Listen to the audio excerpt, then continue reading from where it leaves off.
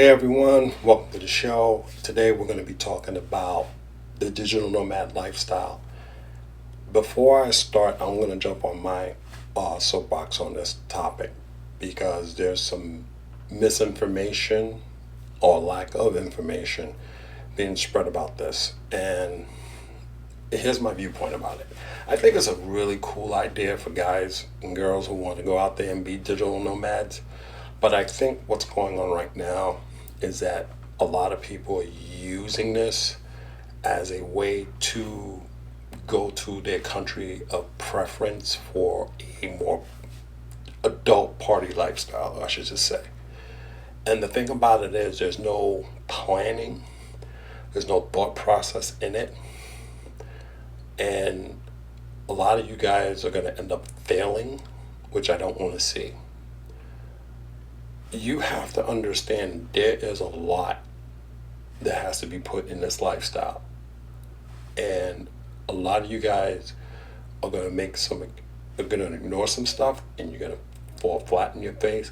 Some of you are not even going to the countries that you should be going to build networking, like Bali and Bulgaria. Those are the hubs right there. Those are the spots I would be hitting, not Colombia or Mexico or Brazil, because one, they're going to require you to know a language, which some of you guys aren't doing. And that's something you should have been prepping before you even decide to jump into this lifestyle. There's a whole bunch of other things you're not taking in consideration. You're just thinking wishful thinking because you think you want to be in the 1% in Colombia, where the 1% in Colombia is dressing down poor so they don't get robbed. But you are ignoring these dangers. You just want to live this baller lifestyle in the most dangerous place in the world. Literally. Instead of living a digital nomad lifestyle in safe comfort where you can network and do some great things without a care, without any worries. And that's where I'm speaking from. Even if you go to these places, be smart. Set yourself up for success. This is why in this video, if you want to really be a digital nomad, look at this video from beginning to end, because there's going to be some facts I'm going to throw at you so you can understand it, and a couple of tips here and there you need to know. Now, have I been a digital nomad? I'll be honest with you, no, this is research, but I've lived overseas, and some of the stuff that a digital nomad does, I've kind of went through, and I've prepared myself for going overseas, because there's really no difference living overseas, because that's what you're going to be doing. You're going to be living overseas. All the other stuff is research and what type of job is going to give you a financial benefit.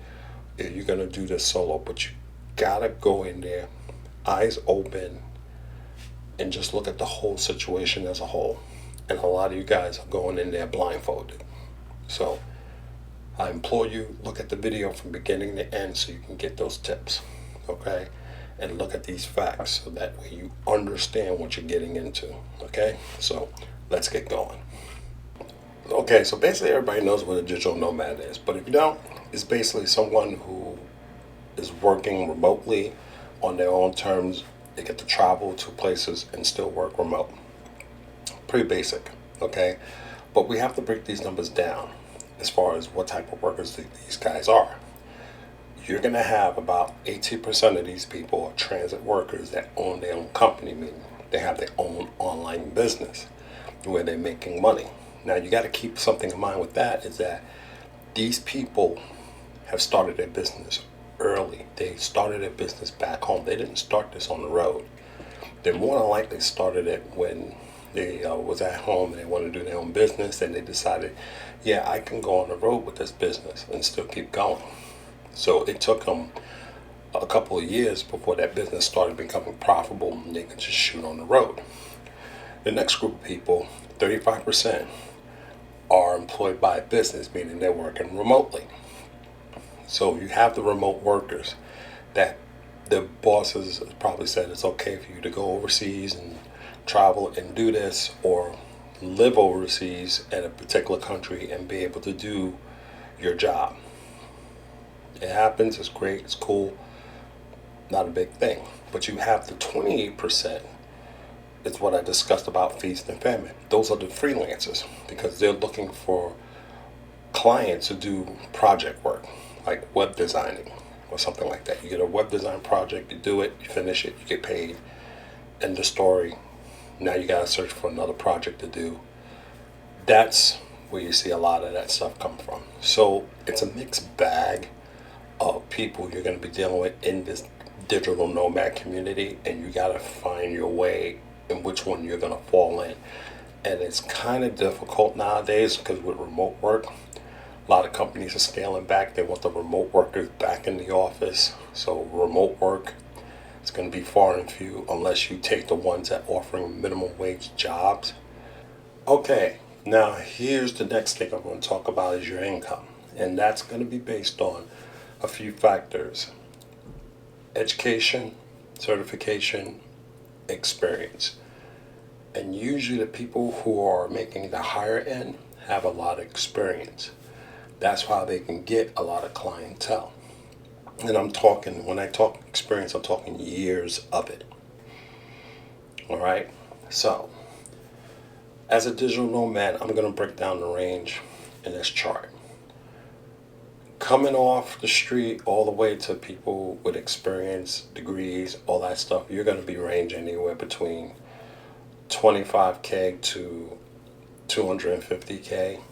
I'm not going any lower than that or any higher than that.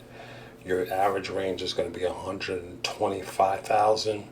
Median range is going to be 85,000. Okay? That is kind of more of a reality number, so to speak. And that's all going to be dependent on what job you're doing. Because that's the thing. It's a job thing. And one of the jobs, and I'm looking at this chart, if you break it down, software developer, startup founder, marketing, software as a service, UI and UX designer are probably going to be in more in that higher tier financially than anything else on this list. And the reason why I say that is those are more technical type jobs. They require degrees, they require experience, and all these guys are going to start off doing that stuff back home and building a resume for themselves so they can be able to do it on their own. And that's what a lot of these YouTubers aren't selling you, is the reality of this lifestyle. Okay, what it takes, how many years it's going to take for you guys to do stuff like that. Okay, you got to have a lot of experience to be able to do stuff like this, to go and branch out on your own and be able to, provide this type of service. Nature of it, there are a few jobs you can do, but it's very far and few. But I'm just saying that you got to keep those things in consideration before you up and decide to go jump and want to travel the world on your own terms, because a lot of you guys are going to end up shooting yourself in the foot. Now, this whole thing about your dollar stretching overseas, you have to be careful with that because it's all going to depend on a lot of factors. See, a lot of people don't think that, okay, first and foremost, how much am I actually making? Okay? Your money is going to fluctuate depending on what category you fall in. Whether you fall in your own business, or you are working a remote job, or you're just a freelancer. Your money is going to fluctuate. With the exception of those that's doing a remote job, yours is going to be steady. But even that, there's going to be a variable to that. So if you're not budgeting your money correctly, put money away for emergencies and stuff like that, your dollar is not going to stretch. And I know that because I lived in Israel for 3 years and I was getting basic housing allowance, I was getting disability, and let me tell you something. You can save up, and I was doing a lot of savings on that. But there's also things you have to do. You have to get food. Um, Sometimes you got to go out and get hygiene products and underwears and things like that. Buying plane tickets to go home and stuff like that. Buying school supplies. Buying this, buying that. All these things come in the adds up. And of course, the gringo tax. We all know that they jack the prices up for Westerners. Those are things you got to keep in mind. So your dollar don't stretch as much.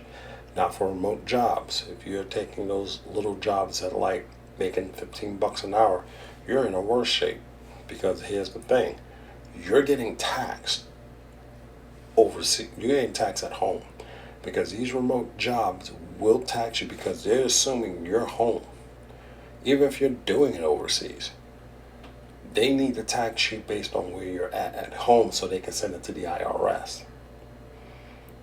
Now, being taxed overseas is a little different than when I was being taxed when I was in the military because my job was required for me to be overseas. Remote work ain't, per se. And that's something you have to look at the tax laws on that. Because if your job is not designated to be overseas, you probably gonna get taxed. And then to top it all off, some of these digital nomad visas in these countries, you're gonna be probably required to pay territorial taxes. And that's research you're gonna have to do to figure out that. Because I'm not a tax attorney. So those are things you have to think about. Now your dollars just got shorter. So does your dollar stretch? Plus living expensive. Okay, what I'm getting for this rent, where I'm going to be at. Then you're going to want to go out and party and do all these other things. All that comes with a cost. All that is spending money. And when you're out there in this nice little beachside country or whatever and enjoying this nightlife, you'll see your dollars disappear and you won't even know it. Before I wrap this up, I want to talk about one more thing that you guys ain't taking into consideration, and this is one of the most biggest headache for digital nomads, and that is finding good internet. And the thing about that is certain countries have poor infrastructure where the internet service can be good or it can be bad. But if it's bad for some reason, like say rain or what have you, what's your backup? You still got to continue business. However you look at it. Business can't fall. You need to continue to make money. I have a Wi-Fi adapter, a portable one. And for the record, this company did not pay me to advertise for this. This is Global Me. It's a portable Wi-Fi adapter I usually keep in my bag. I will tell you, for a standpoint of a digital nomad, you're going to have to get the top tier package. And it's usually 30 days, 256 gigabytes. And that is going to run you, depending on where you're at, close to $300. And if you run out, you're going to have to pay another $300. And that's depending on what you're doing on your computer and all this other stuff. You can burn through this stuff fairly quickly. So that's a cost you're going to have to incur just to have a backup, just in case if something happens. Because money's money. And those are the things you got to think about. So, how much internet you're going to be eating, you need to get an estimate of how much this thing's going to burn, so that way you can figure out how you're going to have a backup. Whether it be this, or whether you have some type of plan at home with your Wi-Fi service, whatever, you need to start thinking about backup internet service so you can keep going. So, with that being said, again, this is just food for thought for you guys. If you want to do it, but be smart about it. Don't do it because you see everybody on YouTube doing it, because you don't know their situation, okay? Do some research, do some planning before you jump out in this world, because you could do a lot of sinking than swimming. So until then, I'll catch you guys later.